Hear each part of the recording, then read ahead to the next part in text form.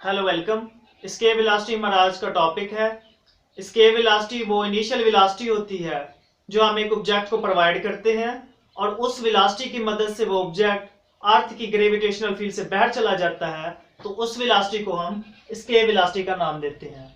वो initial velocity जो हम एक ऑब्जेक्ट को प्रोवाइड करें और उस वेलोसिटी की मदद से वो ऑब्जेक्ट अर्थ की ग्रेविटेशनल फील्ड से बाहर चला जाए, उस इनिशियल वेलोसिटी को हम स्केप वेलोसिटी कहते हैं। इसका डेफिनेशन तो बहुत ही आसान था, लेकिन इस टॉपिक का कंसेप्ट क्लियर करवाने के लिए आज की मैंने ये डायग्राम ड्रा की है। तो स्टार्ट करते हैं।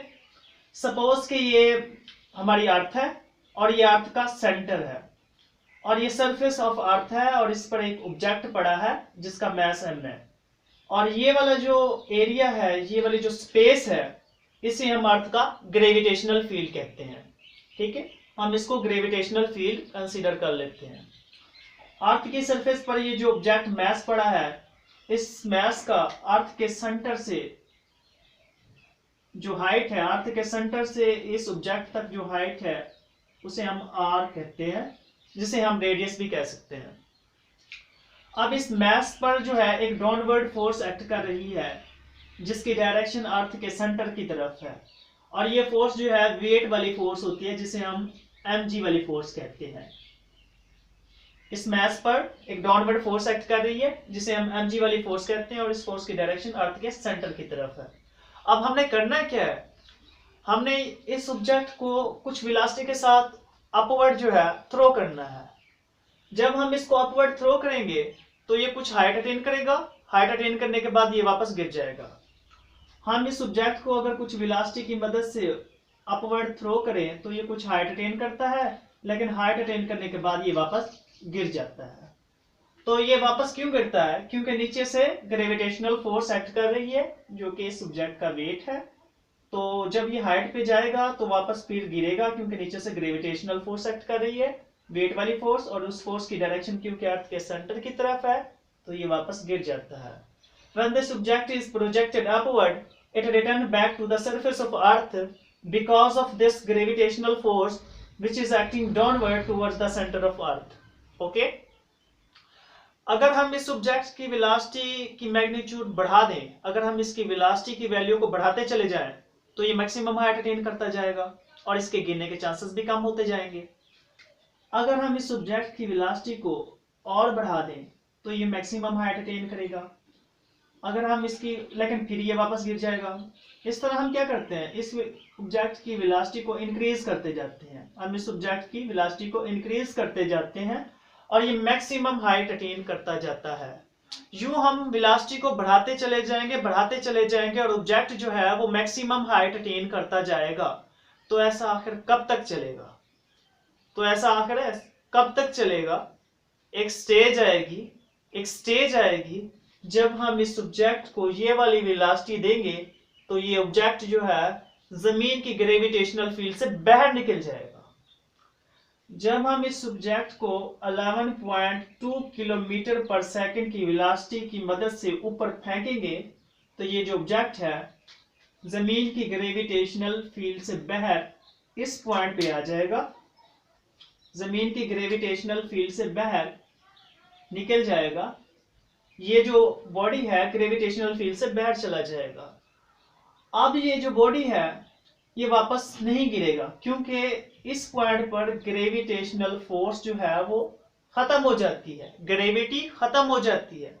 पहले मैं समझा चुका हूं कि ये वाला जो रेंज है, ये वाला जो फील्ड है, ये ग्रेविटेशनल फील्ड है। इस फील्ड के अंदर तक तो ग्रेविटेशनल फोर्स जो है इस बॉडी पे एक्ट करती है, लेकिन जब हम बॉडी जो है इस फील्ड से बाहर चला जाता है तो वहां पर ग्रेविटेशनल फोर्स इस पे एक्ट नहीं करती, इसलिए ये वापस नहीं आएगा, वापस नहीं गिरेगा।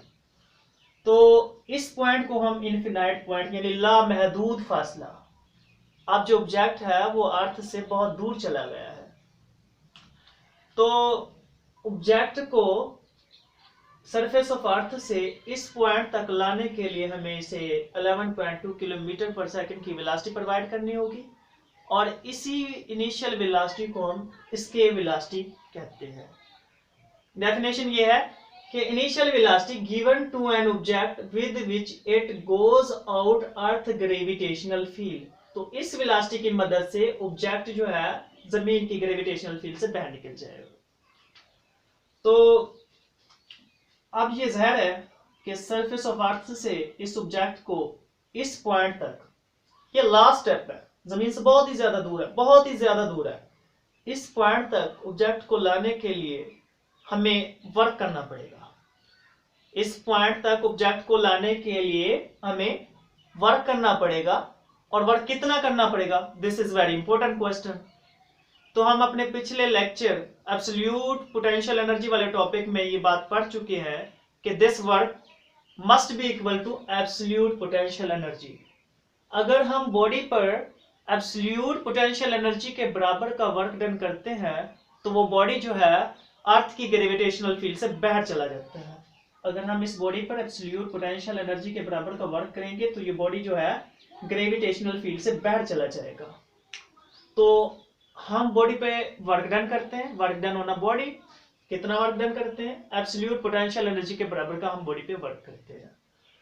अब इधर मैंने एब्सोल्यूट पोटेंशियल एनर्जी का फार्मूला लिखा है, ये capital G, capital M, small M और आर। ये कैपिटल जी जो है ये ग्रेविटेशनल कांस्टेंट है, ये ग्रेविटेशनल कांस्टेंट है और इसकी जो वैल्यू है वो 6.67 10⁻⁻11 है। और ये जो कैपिटल एम है ये जो है ये मास ऑफ अर्थ है, ये जमीन का मैस है।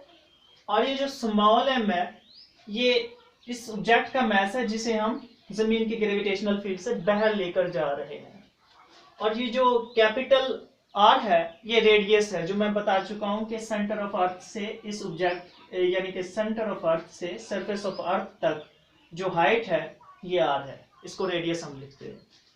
तो इधर मैंने लिखा है इनिशियल काइनेटिक एनर्जी। तो क्योंकि हम बॉडी पे वर्क कर रहे हैं तो वर्क के लिए हमारे पास एनर्जी चाहिए, तो हमारे पास इधर मैंने लिखा है इनिशियल काइनेटिक एनर्जी। अब सवाल ये पैदा होता है कि मैंने इधर इनिशियल काइनेटिक एनर्जी क्यों लिखा, हम बॉडी को काइनेटिक एनर्जी ही क्यों दे रहे हैं? तो इसके पीछे भी एक कंसेप्ट है, हम इसको पोटेंशियल एनर्जी भी तो दे सकते हैं, तो इसके पीछे भी एक कंसेप्ट है।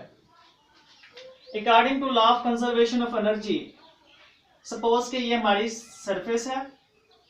According to law of conservation of energy हम जानते हैं कि सरफेस ऑफ अर्थ पर काइनेटिक एनर्जी की जो वैल्यू होती है वो मैक्सिमम होती है, काइनेटिक एनर्जी की वैल्यू मैक्सिमम होती है। और पोटेंशियल एनर्जी की वैल्यू जो होती है बहुत ही कम होती है, ये अप्रॉक्सिमेटली 0 के इक्वल होती है। जब हम सरफेस ऑफ अर्थ पर हमारा कोई ऑब्जेक्ट पड़ा है और जब हम सरफेस ऑफ अर्थ से किसी ऑब्जेक्ट को अपवर्ड थ्रो करते हैं तो उस ऑब्जेक्ट को सरफेस ऑफ अर्थ पर हमें काइनेटिक एनर्जी प्रोवाइड करनी होती है। हम उस ऑब्जेक्ट को काइनेटिक एनर्जी देते हैं और ये काइनेटिक एनर्जी जो है हाइट पर जाकर पोटेंशियल एनर्जी में कन्वर्ट हो जाती है, पोटेंशियल एनर्जी में कन्वर्ट हो जाती है। क्यों? हाइट पर पोटेंशियल एनर्जी की वैल्यू मैक्सिमम होती है। अब डिपेंड करता है कि जितना बॉडी हाइट अटेन करेगा उतना ही उसमें पोटेंशियल एनर्जी जो है उसके पास पोटेंशियल एनर्जी आ जाएगी। तो काइनेटिक एनर्जी जो है सरफेस ऑफ अर्थ पर हमें बॉडी को प्रोवाइड करनी होती है और हाइट पर जब बॉडी पहुंचता है तो उसके पास पोटेंशियल एनर्जी होती है। यूं ऊपर जाते हुए काइनेटिक एनर्जी जो है पोटेंशियल एनर्जी में चेंज हो जाएगी और जब ये बॉडी जो है वापस गिरेगा तो इसकी ये पोटेंशियल एनर्जी काइनेटिक एनर्जी में कन्वर्ट हो जाएगी। और हाइट पर जो है ये काइनेटिक एनर्जी की वैल्यू 0 होती है, अप्रॉक्सिमेटली 0 होती है। अब क्योंकि हम बॉडी को सरफेस ऑफ अर्थ से इस पॉइंट तक लेकर जा रहे हैं तो सरफेस ऑफ अर्थ पर बॉडी को हमें काइनेटिक एनर्जी प्रोवाइड करनी होगी, तो इसलिए मैंने इधर काइनेटिक एनर्जी लिखा।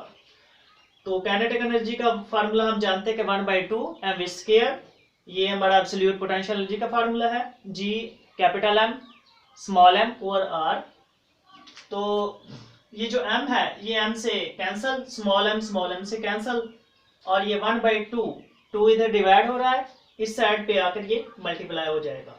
तो 2gm ओवर r और v² इधर हमारे पास ये रिलेशन बचा। इस स्क्वायर को कैंसिल करने के लिए हम दोनों तरफ जो है अंडर रूट ले लेते हैं।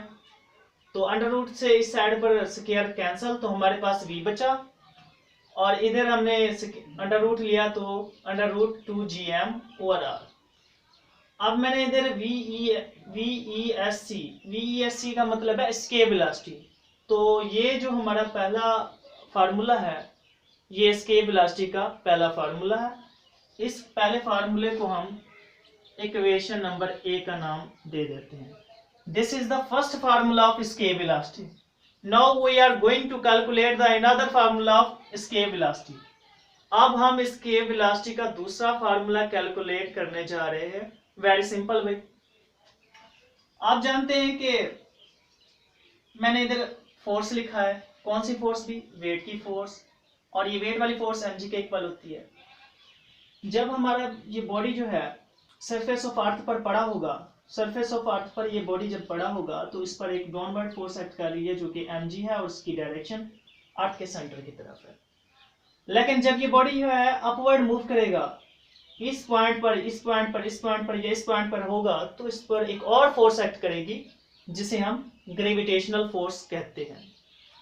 और उस ग्रेविटेशनल फोर्स का फार्मूला Fg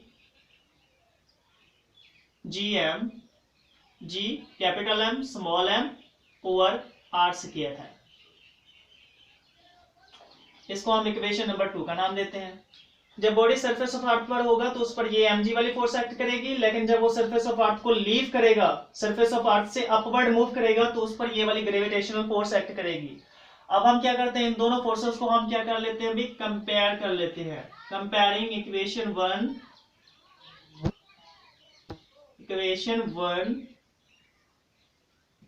एंड 2, हम इन दोनों इक्वेशनों को कंपेयर कर लेते हैं। mg g capital M small m over r square.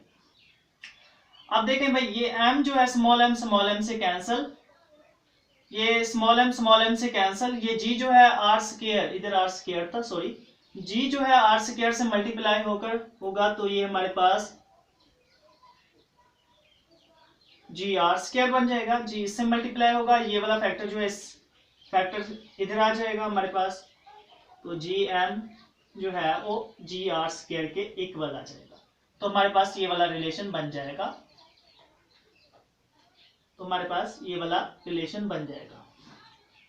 अब देखें gm की वैल्यू gr स्क्वायर बन गई हमारे पास। अब पहले इक्वेशन को देखें, v is equal to under root 2gm over r। अगर हम इस 2gm की जगह ये वाले gr स्क्वायर पुट कर दें, तो हमारे पास सेकंड इसका जो एस्केप वेलोसिटी का है दूसरा फार्मूला, वो हमें फाइंड आउट हो जाएगा। तो हम इस पहले इक्वेशन में gr स्क्वायर की वैल्यू पुट कर देते हैं।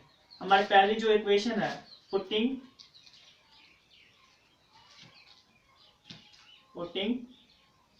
इन इक्वेशन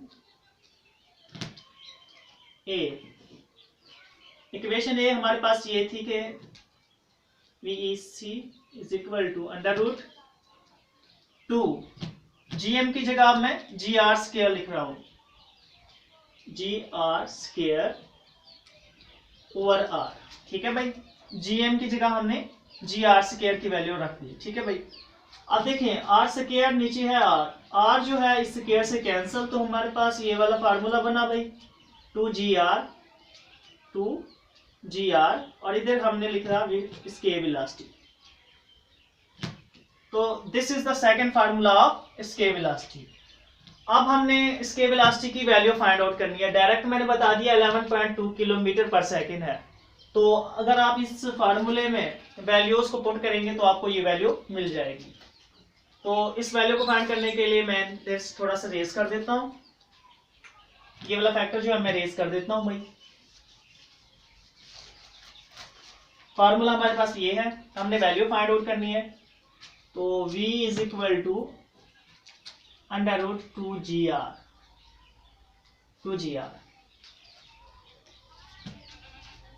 g की वैल्यू को हमें पता है कि 9.8 मीटर पर सेकंड स्क्वायर है, और रेडियस की वैल्यू हम जानते हैं कि 6.4 10⁻⁶ है। 6.4 10⁻⁶। ओके भाई, सॉरी 10⁻, जो है ये 6 नहीं है, 10⁻⁴ है। ठीक है भाई। या इसको डायरेक्ट हम इस तरह से भी लिख सकते हैं कि हमारे पास डायरेक्ट जो है इसको हम 6400 भी लिख सकते हैं हम इसको। जब हम इस वेक्टर को मल्टीप्लाई करेंगे और इसका स्केयर ले लेंगे तो हमारे पास ये वाला रिलेशन आएगा 11.2 10⁻³ मीटर/सेकेंड। ठीक है, ठीक है। अब ये 10⁻³ को मैं किलो में कन्वर्ट कर देता हूं, तो 11.2 किलो मीटर